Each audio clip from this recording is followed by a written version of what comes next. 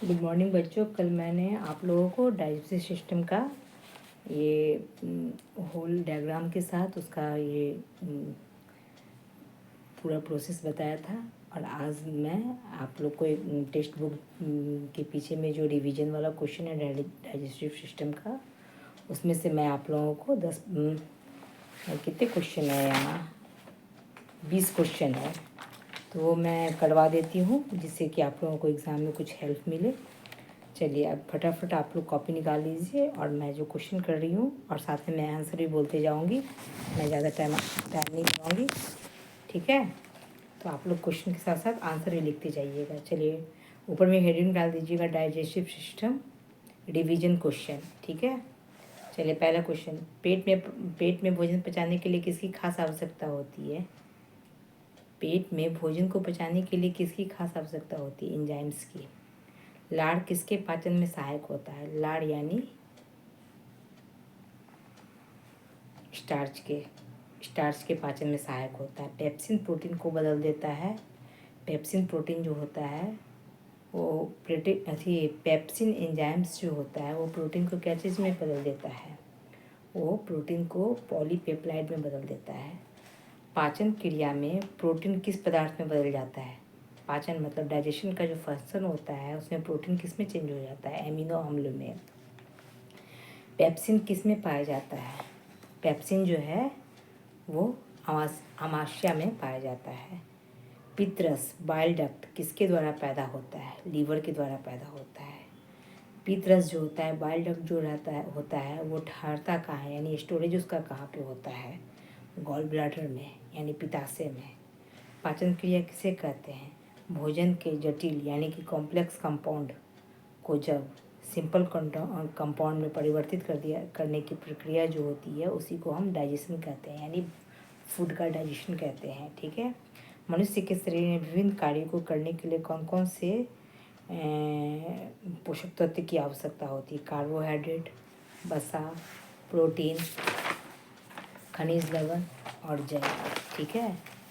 यही सारे पोषक तत्व की आवश्यकता होती है मनुष्य के शरीर में विभिन्न प्रकार के कार्य को करने के लिए। भोजन के पाचन की संपूर्ण प्रक्रिया जो है वो कितने चरण में ख़त्म होती है? भोजन के पाचन का जो संपूर्ण प्रक्रिया होता है, ऐसे तो ऑर्गेन्स 6 होते हैं लेकिन ये प्रक्रिया 5 ही चरण में समाप्त हो जाता है। पाचन की कौन कौन सी प्रक्रिया होती है? पाचन का सबसे पहला प्रक्रिया होता है जब हम खाना का निवाला मुंह में लेते हैं, यानी अंतर्ग्रहण। उसके बाद जो वो फूड पाइप से नीचे जाता है तो उसको कहा जाता है पाचन। उसके बाद जब वो नीचे स्मॉल इंटेस्टाइन में, लार्ज इंटेस्टाइन में चला जाता है तो वहाँ पे इसका अवशोषण होता है। अवशोषण हो जाता है, उसके बाद इसका स्वांगीकरण होता है। स्वांगीकरण हो जाने के बाद ये एनस में जो अवशोषित भोजन होता है वो भोजन मल के रूप में परिवर्तित हो जाता है और एनस से वो बाहर निकल जाता है, यानी मल परित्याग। तो ये 5 अवस्था में पाचन की प्रक्रिया होती है। आहार नाल की लंबाई कितनी होती है? आहार नाल जो होता है, ये जो फूड पाइप होता है हमारे नेक से लेके इंटेस्टाइन तक, उसकी लंबाई 32 फीट होती है। मनुष्य के मुख में कितने जोड़ी लार ग्रंथियाँ होती है? सैलेब्रा जो होता है हमारे मुंह के अंदर 3 जोड़ी होता है। हमारे मुंह से प्रतिदिन कितना लार गिरता है? हमारे मुंह से प्रतिदिन 1 से लेके 1.5 लीटर तक सैलेब्रा यानी लार गिरता है।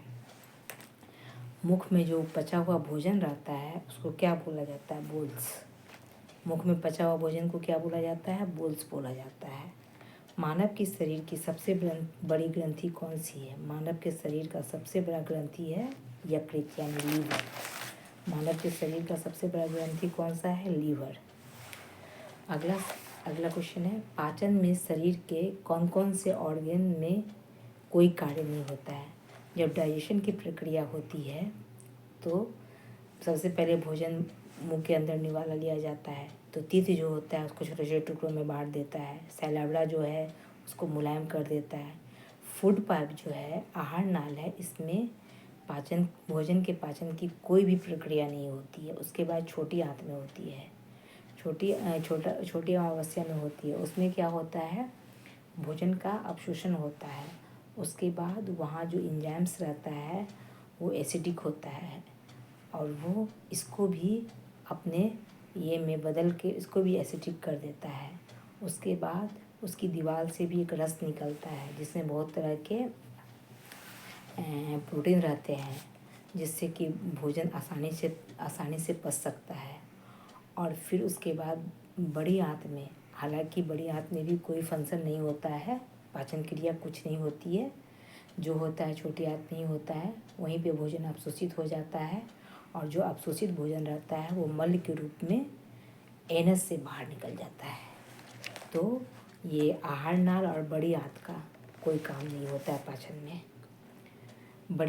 छोटी आंत की लंबाई कितनी होती है? छोटी आंत जो होती है उसकी लंबाई होती है 6 से 7 मीटर, जिसको हम लोग फुट में बोलते हैं, 20 से 23 फुट।